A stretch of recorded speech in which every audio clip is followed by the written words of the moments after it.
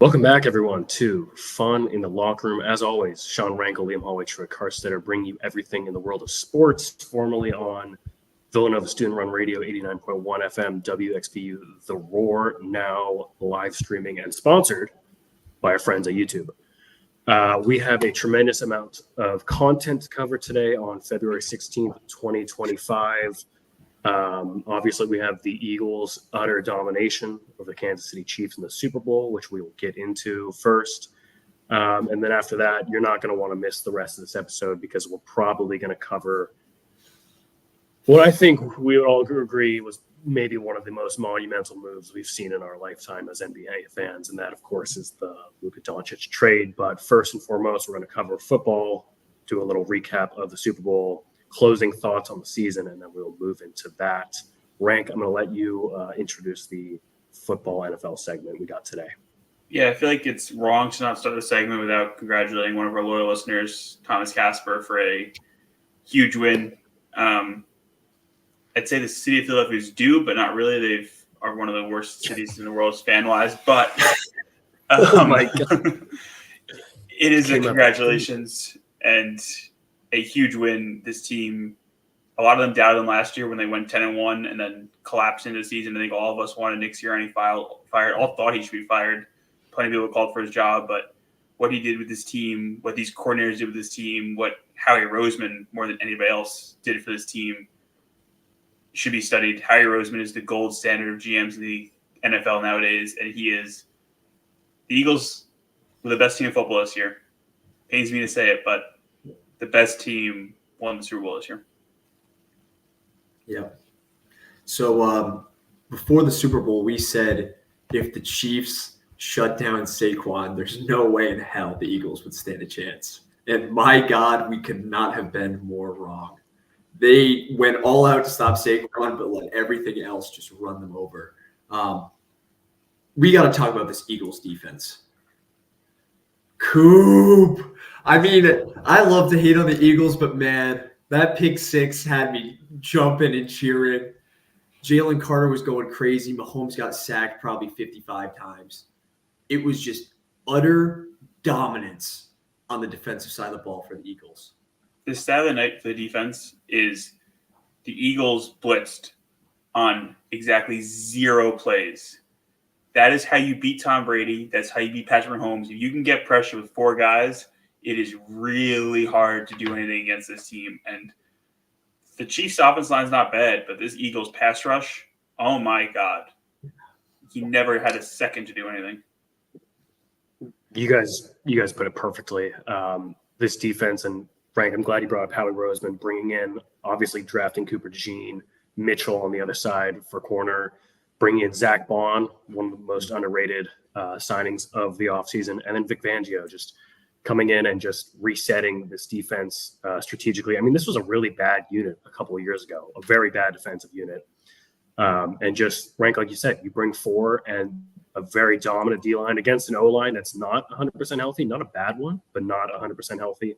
I mean, this defense was just perfect. They, not like Mahomes, played great football. I think statistically he played one of the worst first halves. Like if you look at his like passer rating, QBR, all this stuff, one of the worst first halves in Super Bowl history.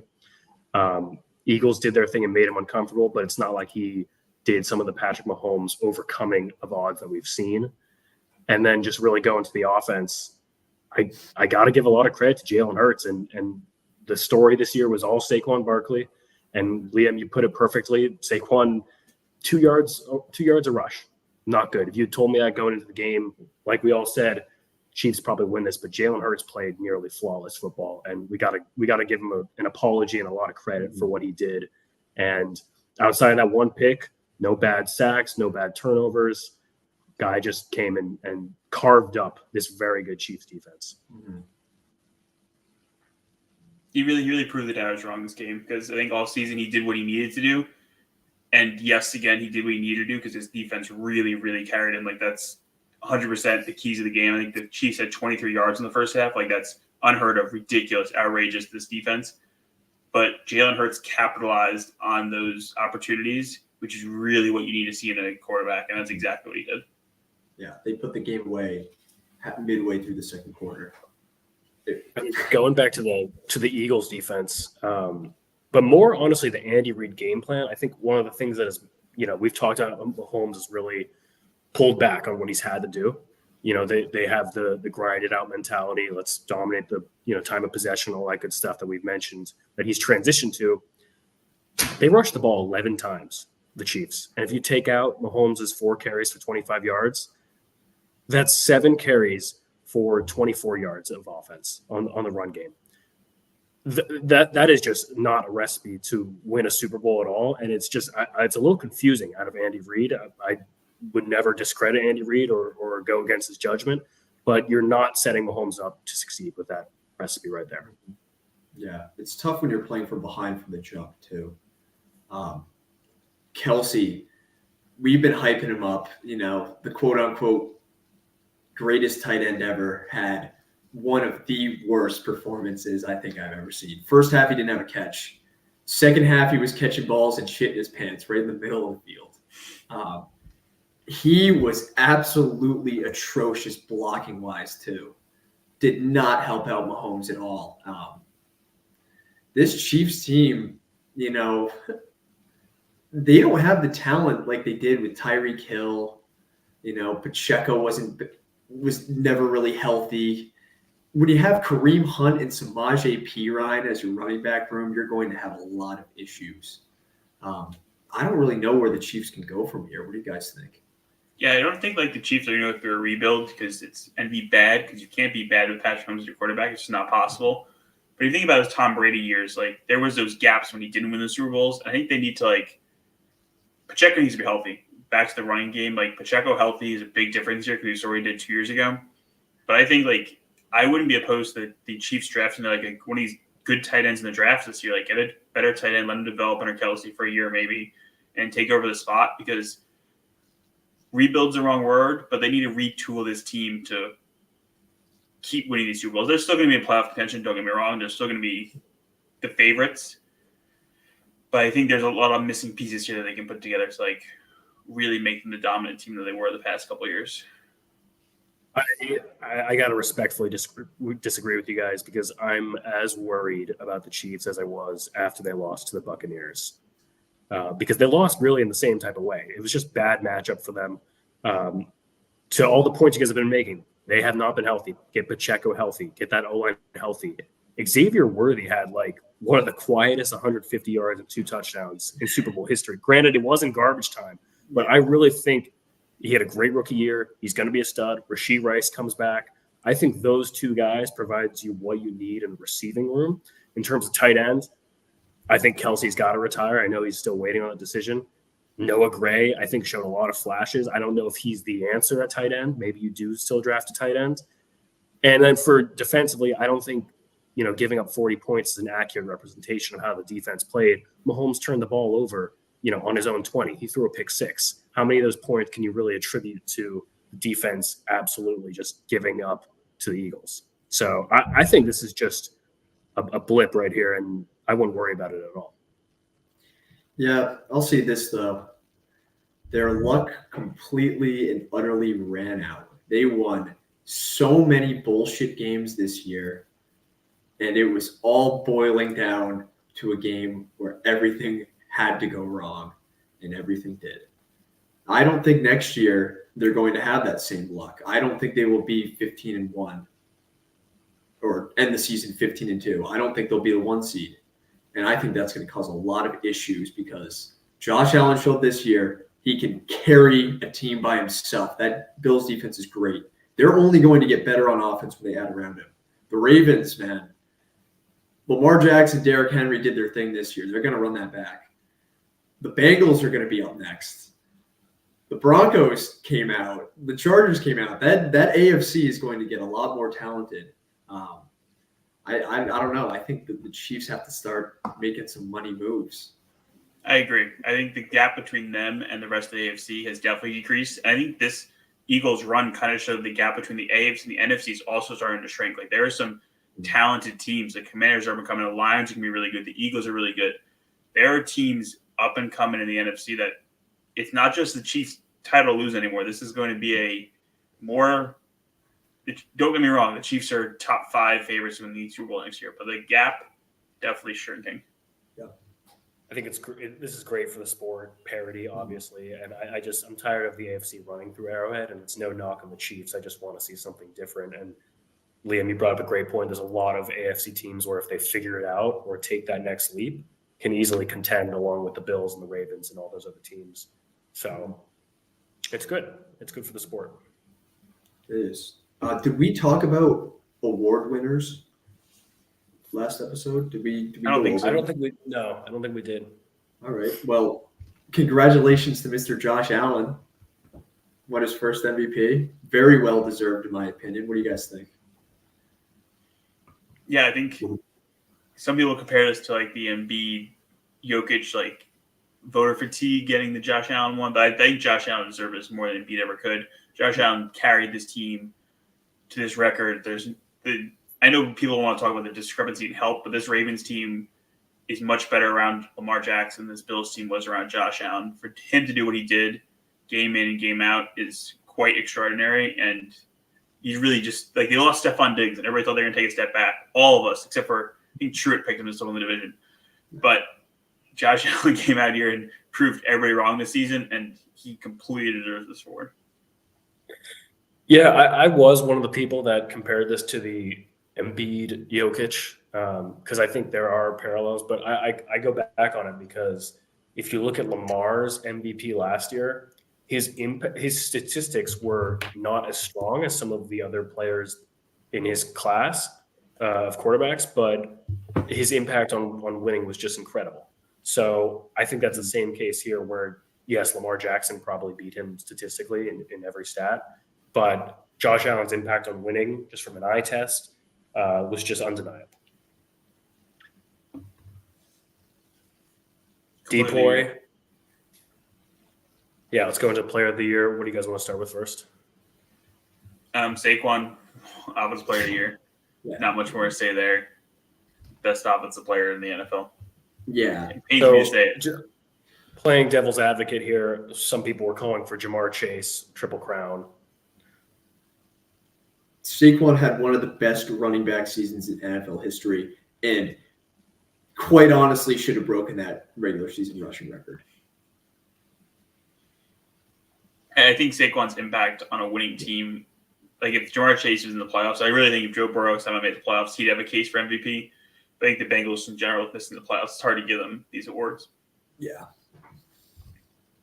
Yeah, it's just tough because Triple Crown is great, but like it clearly translated to very little impact on winning. Whereas with Saquon, I think you could make a strong argument that his performance is highly correlated with the Eagles' ascendance. Not that it's the only factor, but much more of a correlation than Jamar Chase had. 100%. Depoy, we had Patrick Surtain, cornerback for the Broncos. We haven't seen a DB win it in a while. So what are the thoughts there? I think the pass rushing class, a lot of injuries, a lot of down years from a lot of guys. So I think that opened up the opportunity for him. Because I feel like it was either that or a middle linebacker or something like that. I think he really deserved it. The Broncos defense really turned this team around. Like Boding's played well, but this Broncos defense was definitely a strong suit for them. So it's nice to reward that. Yeah, the stat was last season that if they scored 18 points a game, they would have made the playoffs because they lost like every single game by giving up 17 points. And this Broncos defense is awesome. Shout out Sean Payton, great coach, really, really defensive minded, and he's got a really good thing building in Denver. Little trivia for you guys. Can you name who was the last cornerback to win Depoy? Trevon Diggs? No. Revis? No. Little recent, 2019. Ramsey? Yeah, I like that. It was Stephon Gilmore for the Patriots back in 2019. Yeah. Before that, you got to go all the way back to Charles Woodson in 2009. Wow. So, yeah, I mean, it's very rare to see, I think it's great because it's hard. You don't rack up the same stats, as D linemen do. but well-deserved for sure.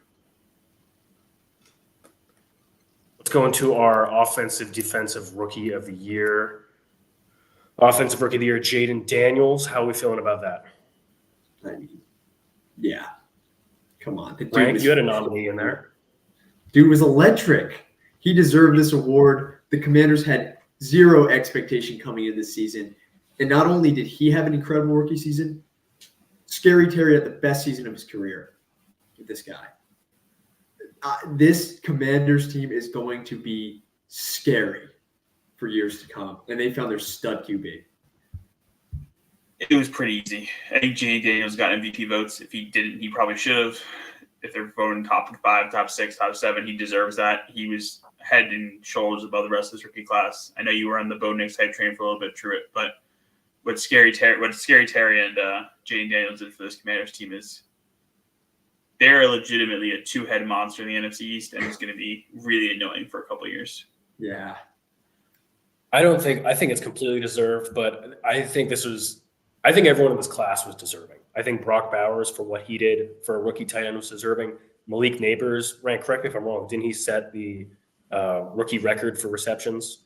He set the rookie wide receiver record, but then Brock Bowers has the overall record. So Bowers deserved it over Malik Neighbors. Yeah. 2 historic rookie years from pass catchers. And then Bo Nix and Jaden Daniels, I would argue, both elevated their expectations on their respective teams. I have no problem with Jaden Daniels winning it. I think this was a phenomenal rookie class, and it was great to watch. 100% agree with you, Truett. In any other year, all of these guys could have won Rookie of the Year. Yeah. One note, it's going to be scary hours when Brock Bowers gets an actual quarterback. This guy could catch 250 passes in a season. Yeah. For defensive rookie of the year, we had 2 Rams and 2 Eagles. Jared Verse won it, being the Ram. You had Cooper DeJean and Quinyon Mitchell, who we talked about earlier. Both, I mean, those are rookies of very scary defensive units. So. Yeah. All 3 of them are studs. This is complete and utter toss-up. Yeah, I think the voting showed how close these guys all were. They all really deserved it. The fact that the Eagles have 2 rookie cornerbacks and won the Super Bowl, it's crazy. Just goes back to how good Harry Roseman is. Yeah. So this one I'm not a huge fan of. Is this the second time Joe Burrow's won Comeback Player of the Year? Yes, it is. He won in 2021.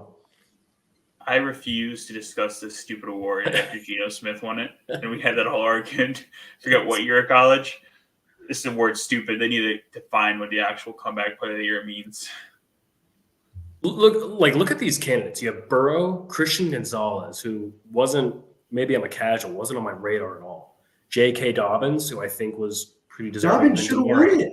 Yeah. DeMar Hamlin, just really question mark for. Is DeMar Hamlin? No, I don't want to take anything away from what he's overcome, but is DeMar Hamlin going to be penciled in as Comeback Player of the Year every single year for the rest of his career? Probably. He played better this year. I actually saw a couple highlights of him. We're watching Bills games. Yeah. He played better, but my God, the guy is fucking slow. I've never seen a slower guy. This award makes no sense. Either give it to somebody that got hurt, came back, had a great year, or give it to someone that was ass the year before, complete ass, and turned it around. Like Darnold. Separate the awards. Darnold most improved. Darnold's not an nominee. Crazy. But to Rank's point, the narrative just changes every year. Like, what really is the definition for this award?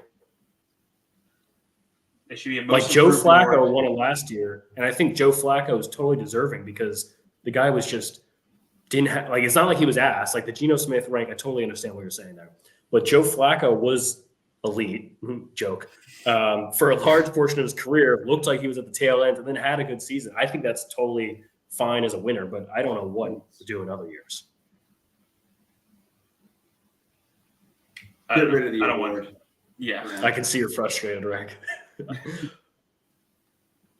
I want to talk about NBA. Any more NFL stuff we want to discuss before we start going into this trade deadline? The fans are clamoring on the YouTube comments. Yeah, I just want to say, just I think we can all agree this is like we've covered a lot of high profile events in the last 3-4 years of doing this show, but I think we can all agree this was one of the most shocking and unexplainable, downright disheartening moves we've ever covered, and I think we should let Liam go first on this for obvious reasons. But in case you've been living under a rock, Luka Doncic, Maxi Kleber, and Markieff Morris were traded to the Lakers for Anthony Davis, Max Christie, and a 2029 first-round pick. This was 2 weeks ago. Liam, the floor is yours. All right. We'll rip the Band-Aid off. In the wee early morning hours of Sunday, February 2nd. His birthday, by the way. Turned 24 years old. And about 10 minutes after midnight, I see on the bar screen that Shams is calling in a Luka Doncic to the Lakers trade. And at first, everybody's in shock. It had to be fake. He got hacked. There's no way this could have possibly gone down. And woke up the next day thinking it was just all a bad dream. It wasn't. Basketball-wise, doesn't make any sense. There's no justification for this trade for the Mavericks to make this if they want to compete basketball-wise. It's unfathomable, man. To watch a guy that carried us to our third ever finals appearance, blood on his knees for the last 3 months of the season, every fucking game, and for them to go behind his back without even consulting him and trade him away from the city that loved him, where he was the king. He was the man.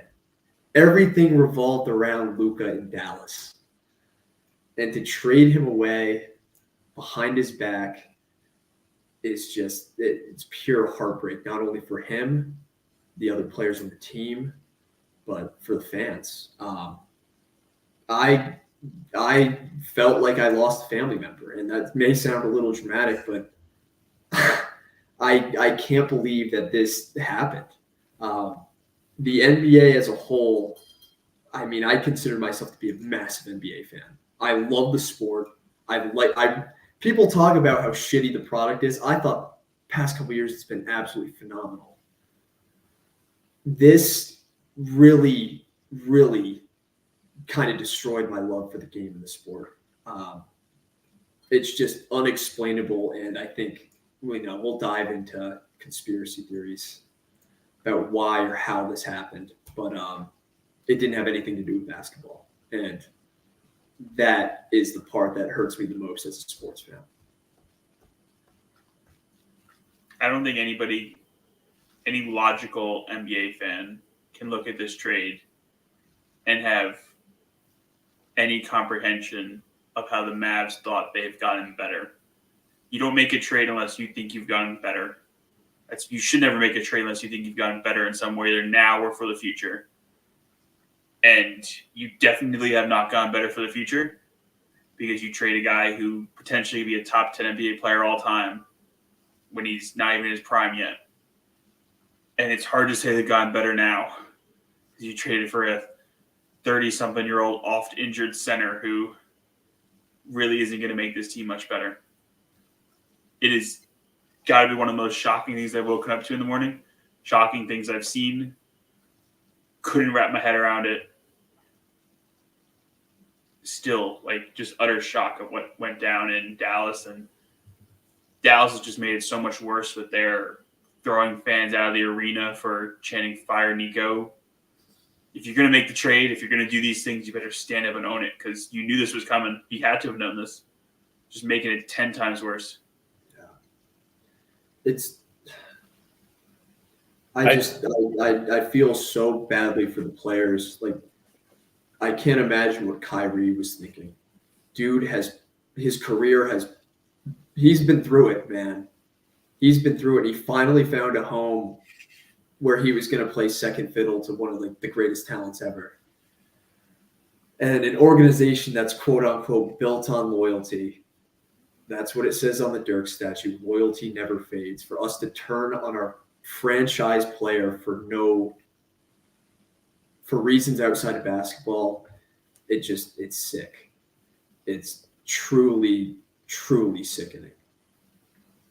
Liam, you made a good point about what Luka meant to Dallas and the state of Texas, and it's no surprise. Texas is obviously a football state, but out of all the professional sports teams, Luka really was the face, which says a lot. It says a lot. And what we witnessed here was, like you said, a betrayal, but just a complete implosion of a respected franchise, destruction of reputation and integrity. And like you said, I think why this is such a high-profile trade, besides how shocking it is because there's so many layers to it. And no matter what perspective you look at it from, basketball, cultural, off the court, on the court, it really doesn't make any sense. There was no indication that Luka did not want to be there. He had just bought a $15 million house in Dallas. They bring up the weight and conditioning. I really don't buy it. Luka played the most regular season and postseason minutes last year out of any eligible player and brought the team to a final. So I don't buy it. And to have a player like Dirk Nowitzki in your franchise and what that meant, and it really just doesn't make any sense. And then, like you brought up, the aftermath has been incredibly disappointing with having to stay on national TV, for the fans not to engage in any behavior towards the Mavs ownership or organization. To have to say that, to be kicking fans out of the arena, it's really just doubling down on what has been a complete self-destruction of a franchise. Yeah, I think new ownership took over, and they have shown their cards that they don't give a flying fuck about basketball or the fans. They only care about the money that's going into their pockets. And that's not how sports should be run at all, but that's just the reality of what we live in now. If you're going to trade Luka Doncic, you better get a king's ransom. 100%. If I woke up and saw they traded him for 7 first-round picks, I'd be fucking livid. But you can make sense of that. That's not what happened. And you cannot convince me that there wasn't some sort of collusion between the league, the Lakers, and the Mavericks for this to happen so that the Lakers could be good post-LeBron, and so the NBA could fix their plummeting ratings. It's just such a slap in the face to sports fans everywhere that this happened. This goes against everything sports is rooted in. I feel bad for Mavs fans, and I feel bad for the Mavs players, and I feel bad for Jason Kidd, who obviously in the press conference had no idea what was happening. But from Luka's perspective, he's looked heartbroken in LA. He looked heartbroken when this got announced. He felt heartbroken. And I think to a larger extent, Luka will eventually win an NBA championship. I have no doubt in my mind he will win one, probably with the Lakers at some point. And I feel like collectively as an NBA fandom, people are going to hate it. People are going to hate him. People are going to hate the championship all because of something he had no control over. And it really sucks for him from that perspective that he's now gone from probably one of the most loved players in the NBA to probably a lot of people in the NBA, including myself. Not necessarily, it's hard to hate him specifically, but you hate the Lakers more for what has gone down here. I wish him all the best and hope that he wins 1 billion championships. But I don't think I haven't watched an NBA game since, and I don't plan on watching one for the rest of the year, except for when he returns to Dallas and tries to break Wilt's scoring record against them. Or not against us, against the Mavericks. I want to make an announcement to all our loyal Fun in the Locker Room listeners that after this season, I will no longer be a Mavericks fan. I cannot support an organization that does this to our players, and I will not put any more money in the pockets of the owners that have ruined my love for the game. So please let me know what other teams I should be looking at. I have a couple on my list. The Orlando Magic are right now the front runners. I think that would be a lot of fun to get in there. Yeah, that's kind of all I got. I just If you look at, I was crying at work looking at Luka edits, man. The story was so perfect. We had Dirk when he came in, when he was drafted. Everybody said, "Oh, he's a slimy European. He can't get it done." Made the finals in 2006, blew a 2-0 lead to the Heat, and they didn't give up on him. He stuck in Dallas taking pay cut after pay cut to bring this team a championship and the city a championship. He got a statue outside, and by the grace of God, the Hawks fucked up and let us draft probably one of the best offensive players to ever play the sport of basketball. And it was the perfect transition. The story was there, but it will never, ever be finished. And it just doesn't make any sense. if you look at, what they got back, obviously, Anthony Davis, who very unfortunate that, his reputation is now kind of it's tarnished. overshadowed by being involved in this trade for being, a great player and possibly a future Hall of Famer. Even if you think, because the narrative is that they didn't believe Luka was a franchise player anymore, which is bullshit. But let's just pretend, let's just see, the line of thinking they're going down. Even if you believe that fit-wise, Anthony Davis and Kyrie as a big man perimeter player duo makes more sense, even if you think that, which it doesn't, you are basically betting that for the next 3 years, 3 serviceable years from those two players, you're going to be better than you were with Luka, which I don't agree with, but that's what you're betting on. After that, years 3 through 10, you are undeniably worse. And you are basically hoping to draft a player, impossibly to draft a player that is as good or as better as Luka, which is just to rely on that hope doesn't make any sense at all, which is, why obviously Liam is talking about there has to be something else, because no way, future, now, you're leveraging everything for nothing.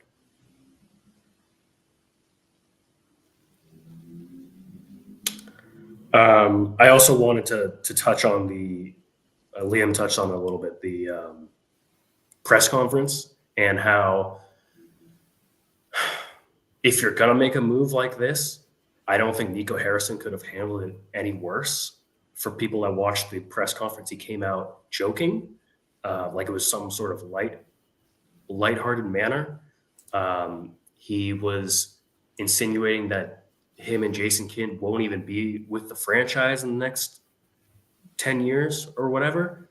And what you really should have done is said, listen, we know we know this is controversial and we know the fans are distraught, but please have faith in us that, we believe this will bring a championship. And it doesn't make up for it, but that's the professional thing to do. And he just acted incredibly unprofessionally, trying to sandbag Luka's reputation by calling him fat and saying he was difficult to work with. Meanwhile, Jason Kidd just looks like the world is over. And honestly, in his perspective, the world is kind of over because now he's left with these pieces. Yeah, I just still can't believe the way that they treated a guy that carried us. I mean, he brought a front court of Dwight Powell and Reggie Bullock to a Western Conference Finals. Do you know how that is impossible to do? There is no other player in the NBA that can do that. Nobody. I don't know how you look at what he's done over his career, especially what he did last playoffs, and say, I don't know if we can win with this guy. So I'm not going to get into it any more basketball-wise, but I do want to say one thing. The Mavericks owners, Patrick Dumont, came out and said, we need to build a culture. We need to instill a culture in our guys. Guys like that work hard, like Larry Bird and Shaq. Larry Bird would drink 40 Bud Lights every weekend, and Shaq showed up to training camp 50 pounds overweight every season. What the fuck are you talking about? You know who he didn't say? You know who he didn't compare Luka to? A culture guy? Didn't say anything about Dirk. And I think that just shows the disconnect between the owner and what basketball means to the fans and the players, and the franchise. It's crazy you bring up Dirk so often because if you think about who you'd like compare Luka to, it's like Kobe and Dirk are the two guys I think you compare Luka to. And those are two of the most loyal players in NBA history. And just turn his loyalty around on him like this is just. Yeah. And then to shit on him on the way out, say he wasn't a culture fit, and say that they were scared of his weight. I would love to have seen the stuff that goes on behind the scenes there. Like, were they having conversation with Luka about this? Because there's been that circulating video of like him celebrating after the Western Conference Finals and one of the Mavs employees taking the beer for him. Like, were these conversations around it? Like, if I was Luka and I'm getting told these things, I'd be like, F you, I just took you to the NBA Finals. But he even said he wanted to stay in Dallas. There are many teams out there that haven't made it past the second round. Ever. In their entire franchise history. I think one of the disheartening things is Nico Harrison had just spent a great past 2 years constructing a roster around Luka. Incredible moves. I was incredibly jealous of some of the moves you guys were doing. And in the same press conference, to admit some of the things that he admitted, that he verbally stated that the owners laughed at him for this trade. Don't say that. Don't ever say that. Take that to the grave, please. And to also say that Rob Pelinka talked you down from getting more first-round picks and even including someone like Dalton Knecht in it because Rob Pelinka said he was taking on a risk with Luka from his injury and conditioning concerns. Are you kidding me? And this just goes back to Liam's point that there had been some sort of collusion because that I can't say certain words on the show, but the intelligence of Nico Harrison, if there isn't any collusion, is just unbelievably low. Yeah, there's a lot of conspiracies flying that Nico is just the complete and utter fall guy. And, based on the things he's saying and doing, it does line up with that he is the scapegoat because he's playing it pretty fucking perfectly. He must be getting a bag from the owners. Dude, you cannot convince me that the NBA and the Lakers brainstorm this brainchild to fix their ratings and quote unquote fix the league. And they've been talking for years about how the NBA is rigged and how all these things happen. If you look at the history of the NBA, the two great franchises, Magic and Bird, went to the Lakers and the Celtics. Like Shaq went to Orlando, Patrick Ewing to the Knicks. There are so many historical talks about it, and this just is another one in a long list of call them conspiracy theories, but they're starting to make me feel like they're true of ways the NBA has manipulated guys to bigger markets. And it's not going to be the last one. There's going to be other guys in the NBA right now. I think we're going to see a mass move of some of the NBA guys. I think the NBA allowed things to happen, and some of their big stars have landed in smaller markets. And for a while, we're like, oh, wow, it's like the beginning of a new era in basketball where guys in smaller markets can really establish themselves and grow. But I think we're going to start seeing in the next 2 years, maybe even by the summer, that a lot of these guys in smaller markets, the big stars like the Giannis's, they're going to find their way to big markets. Yeah, I think so too, Rick. I think this opened up the door for a lot of bullshit to happen just so the league can make more money. And I think it's absolutely terrible. I'm terrified as a Thunder fan, I'll tell you that. We're a much smaller market than Dallas. Dallas is not even that small. No. Fifth largest in the NBA. And it's even crazier. Like, it's just... Oh. God, dude. You guys obviously know that I'm a Thunder fan, and I have a lot of love for the Lakers, and I'm still disgusted by this move, and I would reverse it if I could.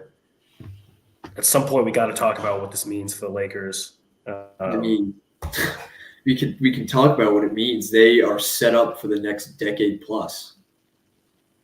After LeBron leaves, they have a perfect situation to compete in the West for years to come, to compete for a championship, because they have all the money, they have all the spending power, and my God, if they want to go out and get someone, it's going to happen. A little money. It's going to happen. I guess switching gears to talking about the now, can the Lakers compete now with this move? Is this did this move make the Lakers better this year? Yes. Yeah. Luka has carried, like what Liam said, Luka has carried worse rosters to the finals. Yeah, but are they NBA championship potential? No. Are we literally thinking about them? No, but I mean, after LeBron goes and they get that contract off the books,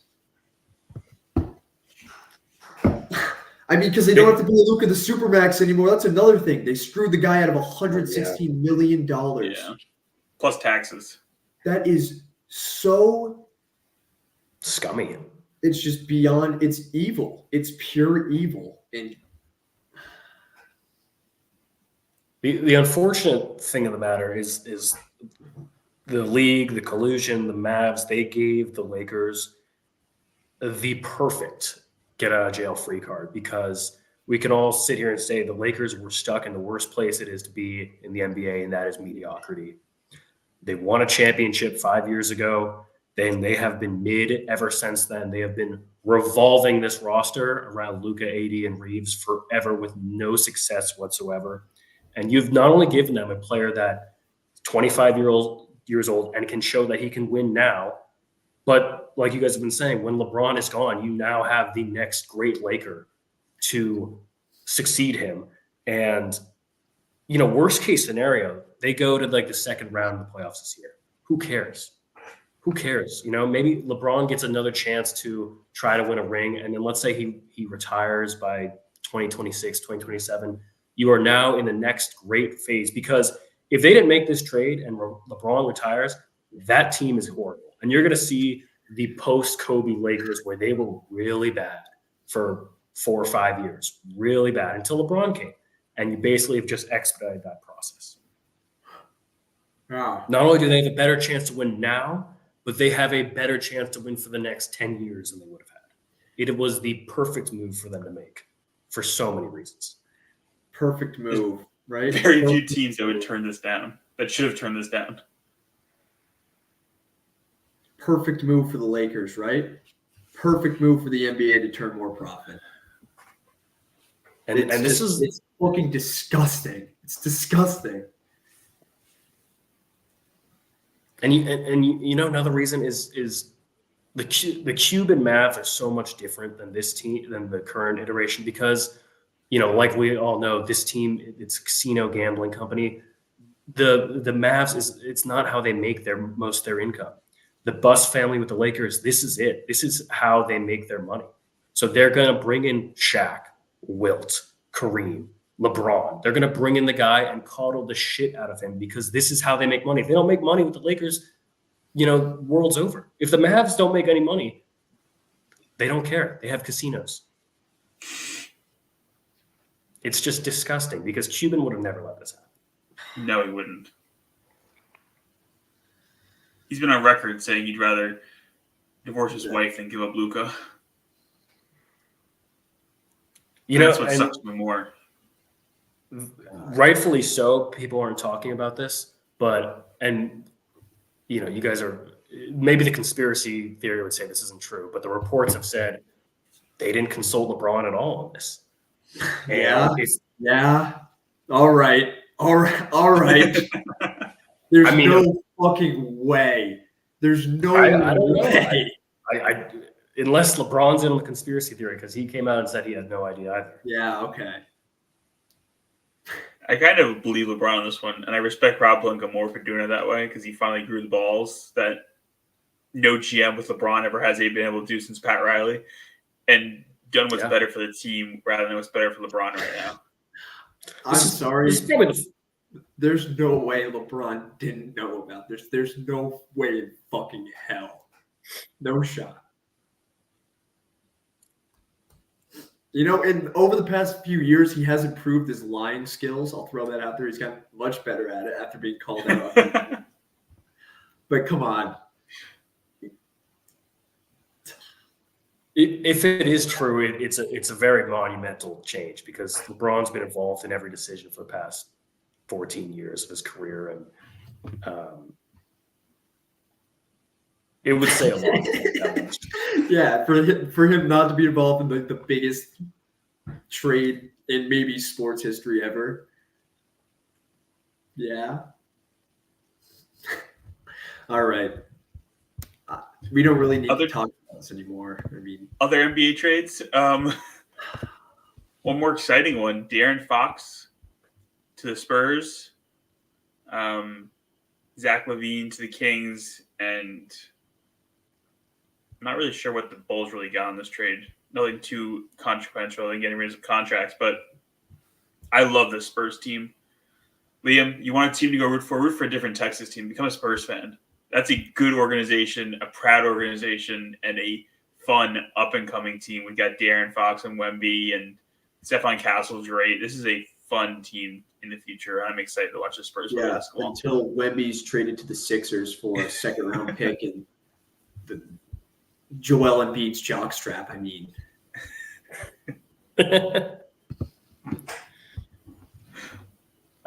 Rank.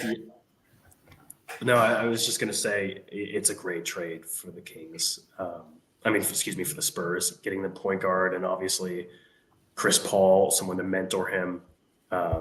I was more disgusted by the Kings and the Bulls just continuing to show complete incompetence.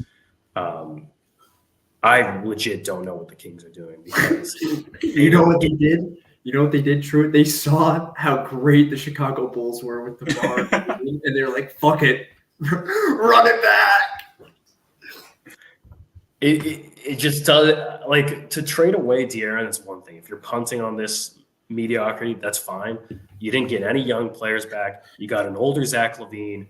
You made a by definition lateral move. And it's just disgusting because this franchise has just been run so poorly for the last 20 years. You can't draft anyone. I mean, we were talking about this the other day. I'd love to see the average tenure of a Kings draft pick on the team. It can't be more than a few years because they've, outside of Boogie and outside of De'Aaron Fox, they have drafted some of the worst underperforming players we've ever seen. So, you know what? I kind of get it. You can't draft. So why get first round picks? Just at least you know what you're going to get with Zach LaVine, who in his debut shot like 2 of fucking 13. And you got DeMar DeRozan, who love his mid range, but the guy's on the wrong side of 30. And then the Kings, if you look at what they got back, I don't have it in front of me. If you look at what they got back for DeMar and Zach LaVine, it's pretty fucking horrible. I'm surprised they didn't trade away Vucevic and just embrace the tank. Now you're a little too good to tank because you still have Vucevic.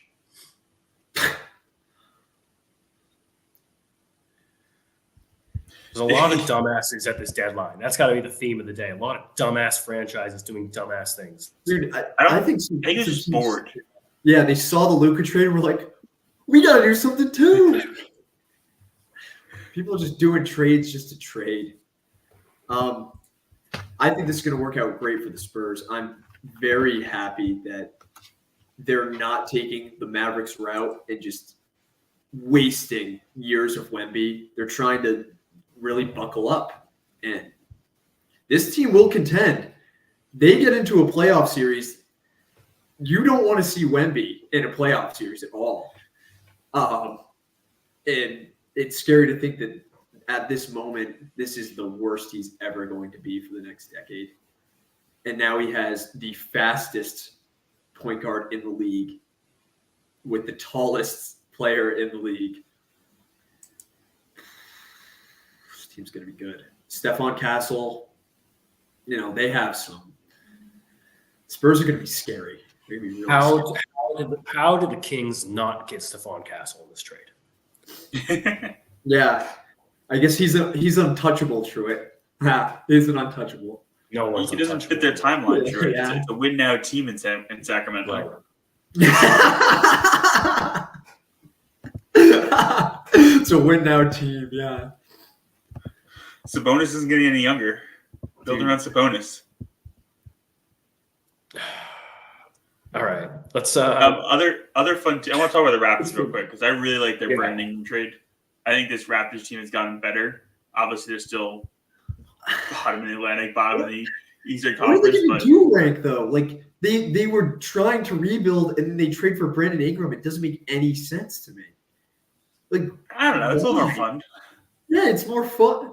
Bro, Zach LaVine and DeMar DeRozan's fun. Sure doesn't get you shit. Like, they have some young guys, Grady Dick, Abaji, Scotty Barnes. I mean, they paid him a lot of money. Probably shouldn't have done that. But they have good pieces there.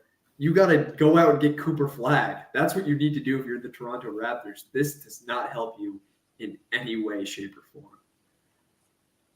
They didn't really give up much. Bruce Brown was never going to be on the team for a while. Kelly Olynyk, a first. Yeah, but Brandon Ingram, all he does is take shots away from guys like Grady Dick that you want getting more shots. Yeah, I don't know how they play those two wings alongside each other. Another fun team to watch in the NBA now, Lee. Maybe you can be a Raptors fan. Let's just go around the NBA. Yeah, a little Canadian. Yeah, you know what? At least they're trying. You know, Exactly. yeah. From the Pelicans' perspective, not the player I would have parted ways with. I'd part ways with CJ McCollum. I'd part ways with any other veteran on the team. DeJounte Murray's got to go. Yeah. And fun fact, the Pelicans, another franchise that you could argue is very poorly run, they no longer have any pieces from the Anthony Davis trade. That's crazy. And that was 5 years ago. Wow. That's crazy. That's sad. That's wild. What? And we'll have to spend another episode just getting into what a disaster the Zion Williamson era has been for them. You want to talk about conditioning? Holy shit, dude. That's the one you could actually make that argument for. Dude, it just makes me sick. I want to talk about a trade that I really liked because it shows that the Warriors believe in their fucking guy. And that's they go out and get Jimmy Butler and immediately sign him to a contract. I love it, man. It's probably not going to work, but at least they're going for it. They're giving Steph another option. And you know what? You have two very good playoff performers there. Very true. So you never know what happens. You never know. Rank, you're our kind of Warriors fan here. What are your thoughts on it? And once again, this is a team that has an aging star player who's making the moves to go all in now. And that's what you want to see your team do. And will the Warriors, maybe this pushes them into, that 6-7 line. Maybe they can get into not a playing game spot. But overall, can Steph Curry get hot at the right time? Absolutely. Can this Warriors team go on a run? Absolutely. I'm curious to see these two guys play together because it could be fun. It could be a fun combination duo in the NBA. I love that the Warriors called every team under the sun for their star players. Yeah. They wanted Giannis. They wanted Durant. They wanted Vucevic. I loved it. I love that they were just trying to squeeze as much out of Steph Curry as possible instead of just, Curry, you brought us 4 rings. Thank you. We're just going to try to be bad now. I love it because Curry's got more basketball to play. You didn't really give up much. Thank you, Wiggins, for your time here. You were crucial to that 2022 championship. You're on the Heat now. Thank you for your time. Dennis Schroeder, if you get a chance after this, look up Dennis Schroeder's stats purely as a Warrior. It is one of the worst things you've ever seen. Yeah. This was just such a no-brainer move. And, thank God this Jimmy Butler saga is over. That was just tough to listen to. Yeah. Our loyal listener, Pat Costello, who's a big Warriors fan as well, also has reached out and let us know that he is a big fan of this trade. I love it, dude. It's belief in your guys and belief in the system. What's not to love? On the flip side, the Heat, man, I really like what they have now. They need a superstar.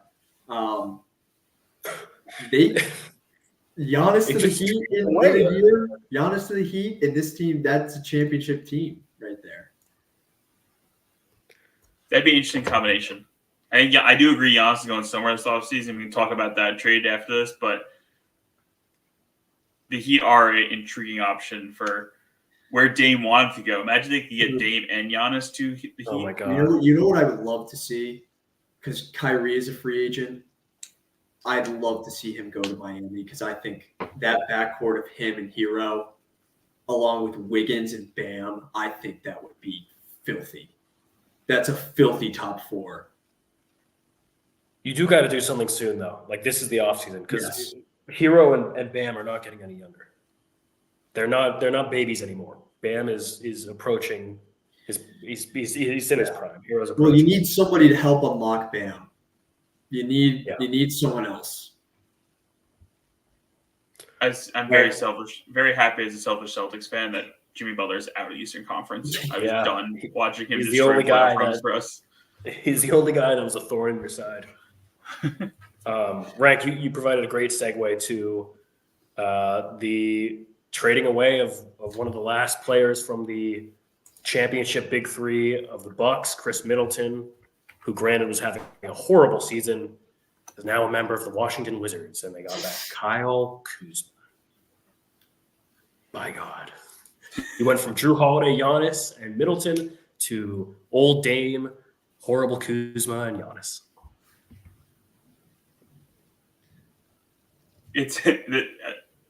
I'll say it again, the Bucks team is heading for explosion this offseason. There's a last-ditch effort to try to do something with Giannis because they know more than anybody else that Giannis is gone this offseason. Yeah.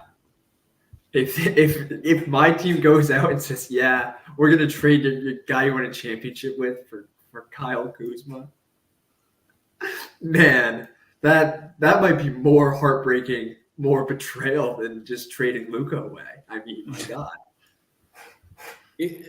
That's true. It's a huge risk that you're assuming Middleton wasn't just in a slump, like he's actually washed forever, which that's a big assumption. And B, you're assuming that Kuzma can become, I guess, what he was for the Lakers, just a catch and shoot guy, which that's not a lot, you know? Yeah. The challenge is him becoming a winning basketball player, and I think that's just impossible. I think we discussed this trade from the Wizards' point of view because this Wizards team now has made a big step forward. No longer you have just Poole and Kuzma. Poole and Middleton together. This team is prime for Cooper Flag edition. Cooper Flag, Poole, Middleton, top trio in the NBA. What did they get? They got Middleton. They now have the big three, right? Yeah. Marcus Smart's there too. So you got the it's true. Yeah, that's a three-headed snake of Poole, NBA champion, the D point, Marcus Smart, and K-Mid, one of the clutchest players from a decade ago. I've heard rumors that if the Warriors break up this offseason, might find Draymond heading to Washington. Really just get back together. Reunite so they can kiss. Dude, poor Middleton. I guess he wanted to get bought out, and they said they wanted to keep him to mentor the young players. Poor guy. He's got to spend the rest of his year just hating his life. Liam, I have a feel-good trade for you. It's a little hate watch for you. Jusuf Nurkic got traded to the Hornets. So fucking deserved. I mean, there's no player that embodies the Charlotte Hornets like Jusuf Nurkic.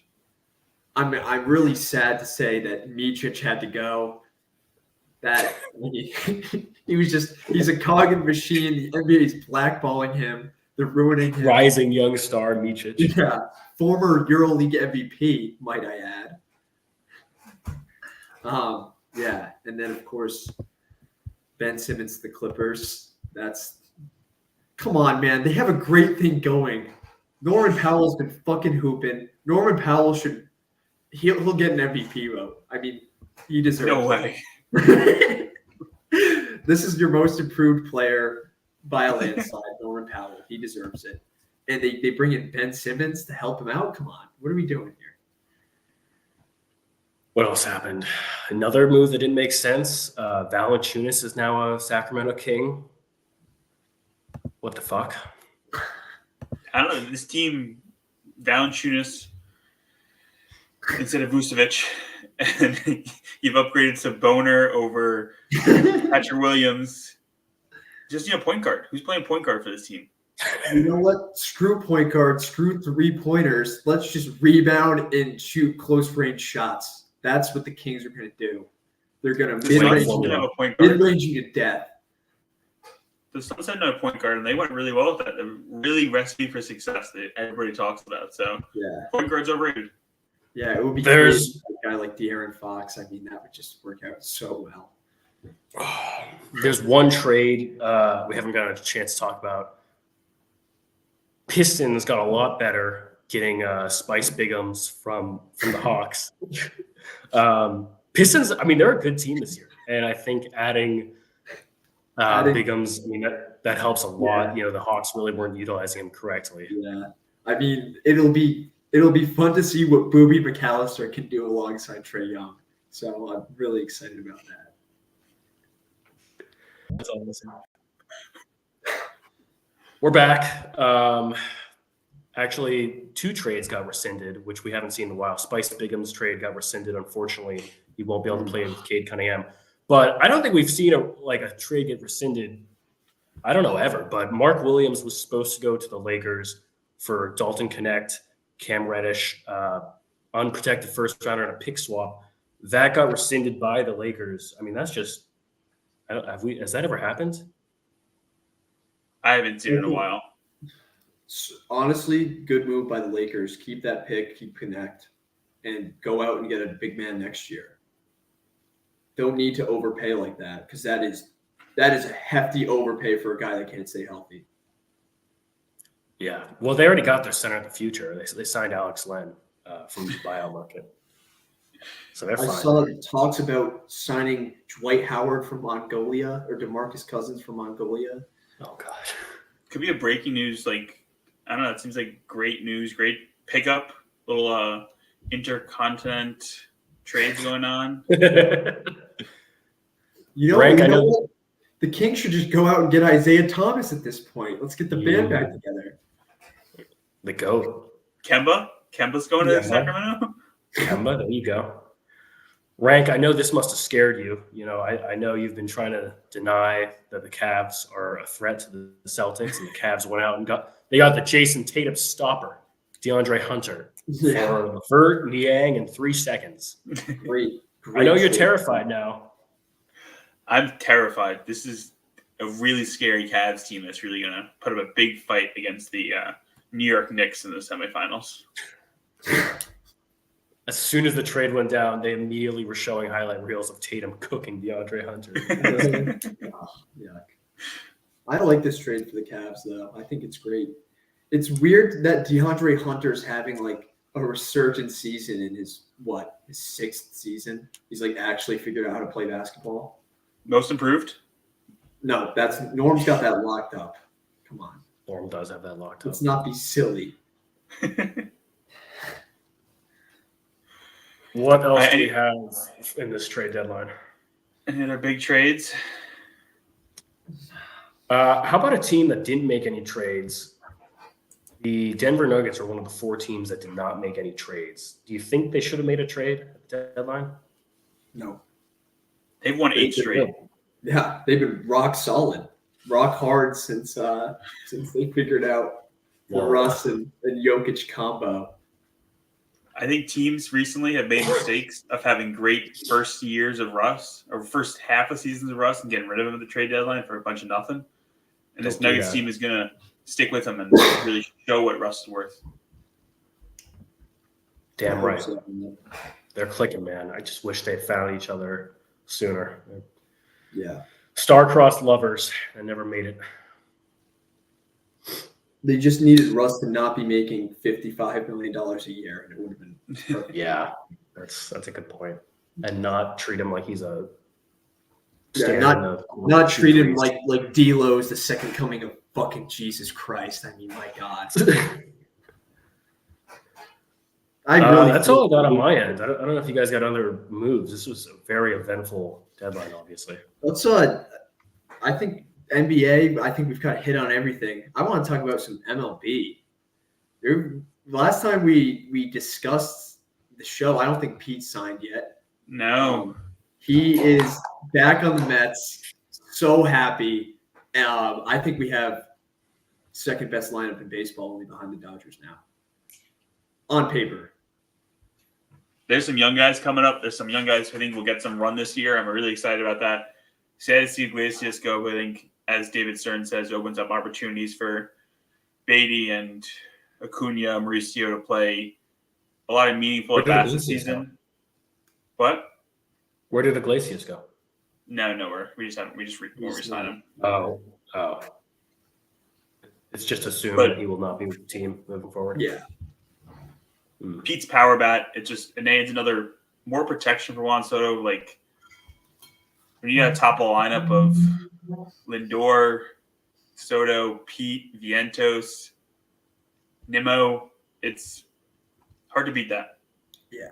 How do you guys feel? It obviously wasn't as long-term of a contract as you were hoping for. How do you guys feel about that aspect? I'm fine with it because if in 2 years he wants to sign back and join the Juan Soto, Francisco Lindor train again, I mean, he's going to be right there. And if he underperforms, we're out. We can go get If we're out, we go get Vladdy. I think this is perfect deal.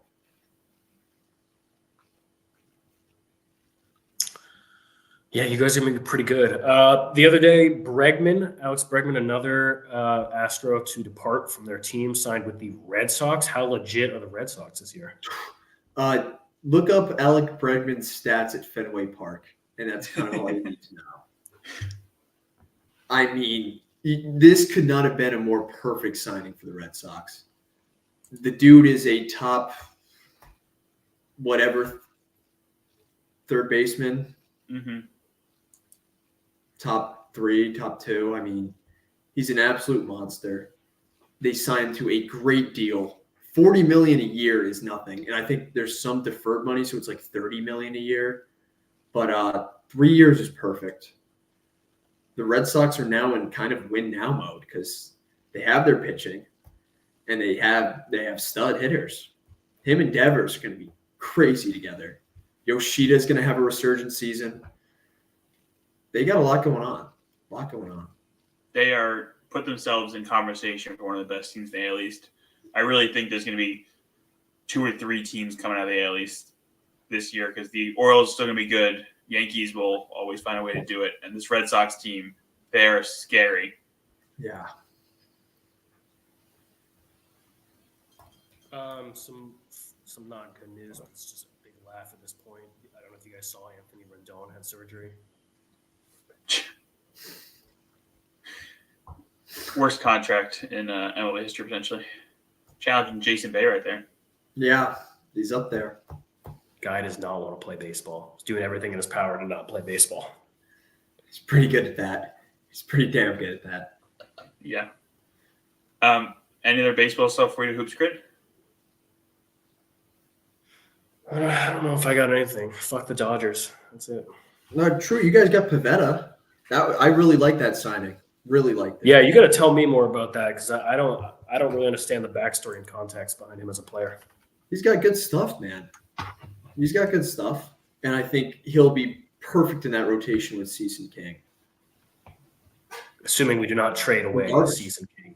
Yeah, I mean, I don't know. Padres, recently you guys have made some interesting decisions, but if you're focused on winning, if you're focused on a winning baseball team, this is a good move.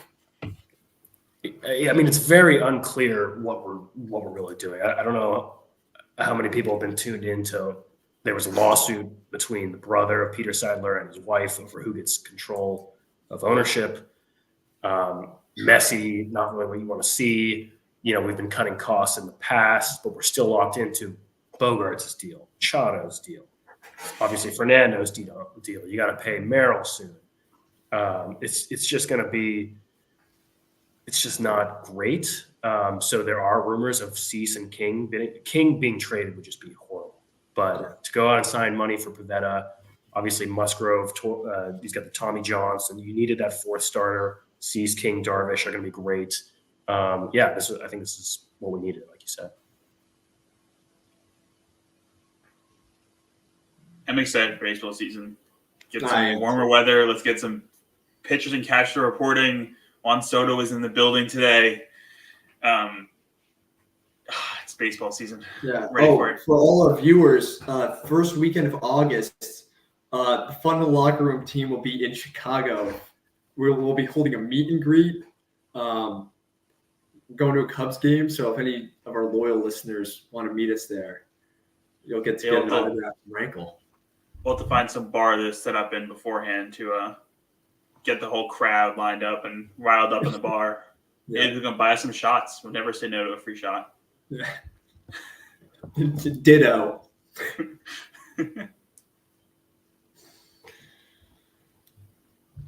All right. Hoops grid. I don't know why there was two truths. Yeah. Hoops grid. Do you want me to pull it up? Yeah, if you got it, Trent.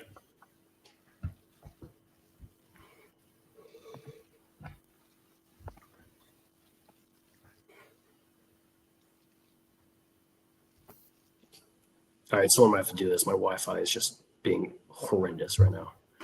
I can do it.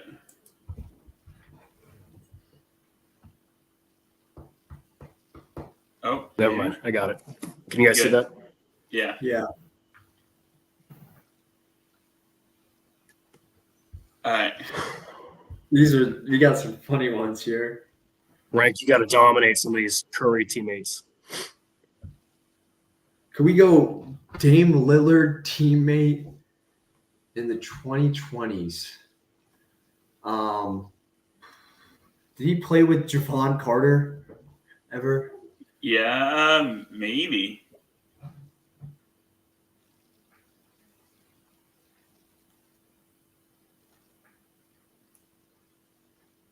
Do we lose Truett? Hello? I can still see his hoop screen. I can still see Hoops grid too. I got some good ones for him. I want Amari Spellman for Karl-Anthony Towns, 20s. Truett. Hello? Should I take over the sharing, you think? Yeah. You can give him the boot. We'll see if it.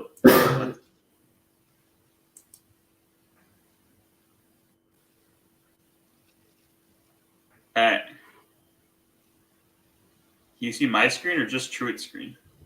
I can see a screen. I don't know. I think it's.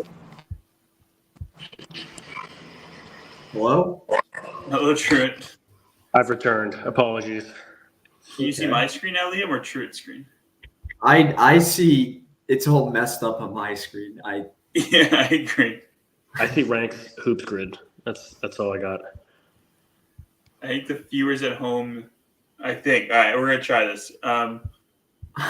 Can't see shit. Liam, click on the right side. You see the screens. Click on the one that says me. Yeah, it's Sean Rankle's screen, dude. It looks like I don't even know how to describe this. It's not Hoops Grid though. What is It it? looks like if you took acid and like. All right, we're trying to get ready. lines. Can you see it now? No, that's fine. I can see it. Okay, as long as I'm just gonna pull it up on my own and follow along. What happened? All right, what do we got? Amari Spellman was not an answer for Karl-Anthony Towns. I'm gonna try Pascal for That's a good one. Curry. Oh, All right, wow. 1.6. How about Omri Caspi for that middle? Oh, Damian Lee's. Caspi, perfect. Yo, I got a good one. All right. Dame Lillard teammate played in 2020s. Can we go Ben McLemore? We can try. Yeah. Oh God. Not a good guy. Not a good guy at all. But Yeah, he did some fuck shit. our I don't know if you guys know this, but Jacob Tuck has a jersey of Ben McElroy signed. So That's wild. speaks He anything should, to his he should character. get rid of that. He should get rid of that immediately. All right.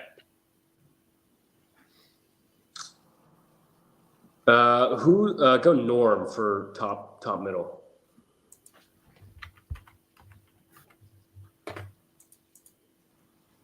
All There right. we go. There we go. Snuck the Norman Powell in there. Perfect. Sweet. Liam, do we have any Shelvin appearances? Probably not. Yeah. No, he can't make this one. He didn't play in the 2020s. So Cat random League. teammate. We should look at a cat random teammate. League blackballed him. How about Jared Butler? Ooh, good one. Is he still in the league? Wasn't he on the who's the guy the T-Wolves drafted out of Virginia? Maybe that's not him. Kyle Guy? Did they draft him? I don't know where he was drafted. How about Jordan Bell for bottom left? Ooh, good one. Former Duck. There we go. Good work. Played less than 10 games. That's going to be a tough one. I know that's a really hard one. Name another teammate played less than 10 games. Did LaMarcus Aldridge get hurt one season? Maybe. Oh my God, Rank. There you go. Wow, nice rank. It's a common one though, but still. Let's get rid of the Spellman on the left.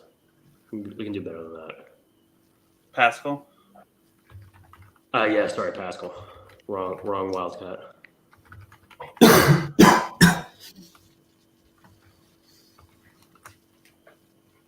Can we go 25 plus point game regular season? Steph Curry, Monte Ellis? You think it's better than Omri Caspi? Nah, probably not.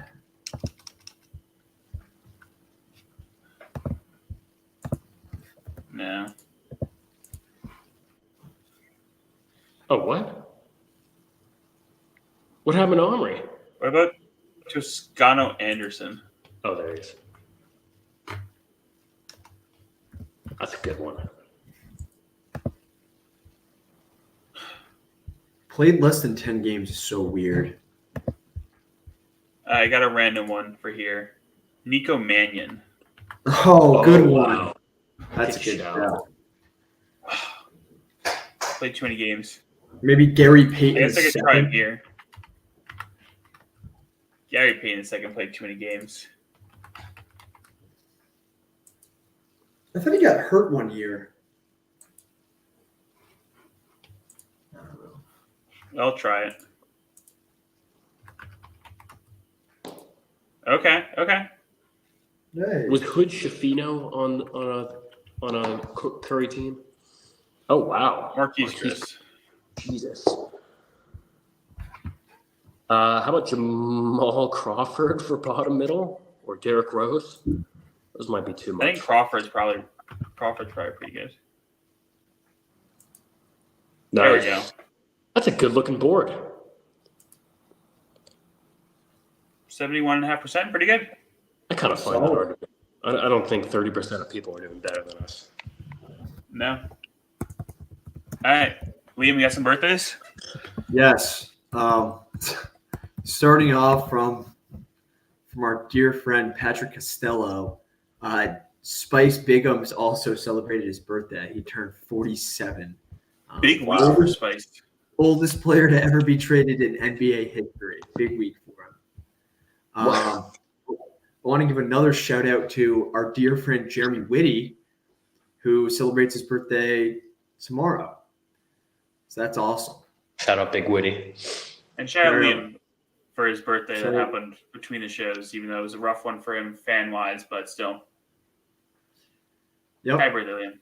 Just excited for next year because that birthday could not have gone worse. All right. Moving over into baseball. Don't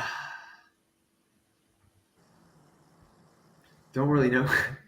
Barry Foote turns 73 today. Happy birthday to Barry Foote. It's kind of all we got. This is sad sad day for birthday. In basketball, we got a couple future Hall of Famers. We'll start out with Hasheem Thabeet. He turns 38 today. What an impactful player he was. Didn't they not know what his age was? Like, yeah, wasn't he one of those guys? So maybe he could be like 45. We don't know. Yeah, we don't know. Kobe White turns 25 today. Happy birthday to him. Let's see. Guy by the name of Forrest McKenzie turns 62. That's exciting. Happy birthday, Forrest. Big Forrest, getting it done. Big tree, fall hard. Going over to football, we got a bunch of good names. We'll start off with Olive Sagapoulou. Shout out to Olive. Very nice, very tasty birthday. We'll go switch over to Bruce Trigg, who turns 27. Happy birthday to Trigga Bruce. My boy. And then happy birthday to Chaz Surratt. He turns 28. Also a guy by the name of Mr. is his first name. Mr. Harry L. turns 28. And then Tyvis Powell turns 31. Happy birthday to Tyvis. Let's see what else we got. Hey, true, your boy, Johnny Cox turns 43. I know that's your man. I'm a ride or die with Johnny Cox. Thank you.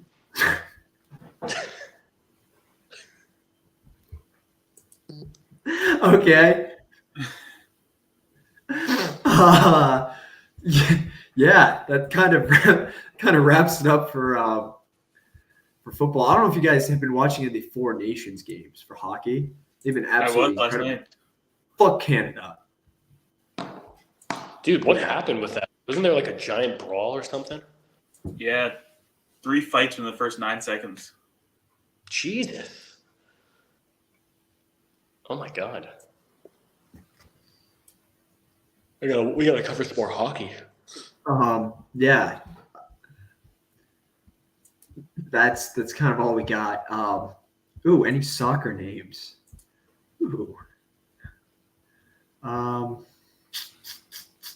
I don't know how to pronounce these.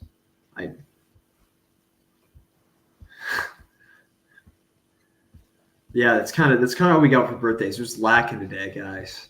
But happy birthday to Spice Bigums. That's the main takeaway. What Spice is Bigums, Demario Leakman, MVP, right? Huh? I think he's a 2-time MVP. No, Spice. Yep. Yeah, Spice. He won co-MVPs with DeAndre Smithereens. That was good. And Demario Leakman would get it done. Wow. Happy birthday to him. Yeah. Bungo Sally. Not a guy by the name of news being broken here. Yeah, a guy by the name of Bungo Sally turns 34 today. Bungo Sally.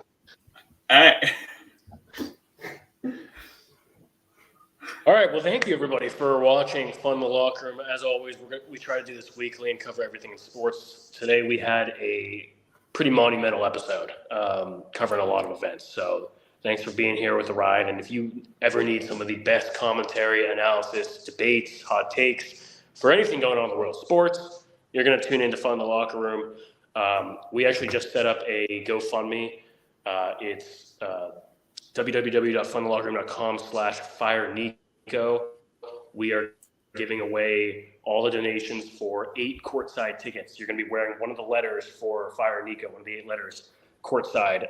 We're calling the event Fun in American Airlines Center. So make sure to go donate to that website page, and hopefully you can win. So we'll be there too. So just go to the page, donate, spread the good word. Thank you, everybody.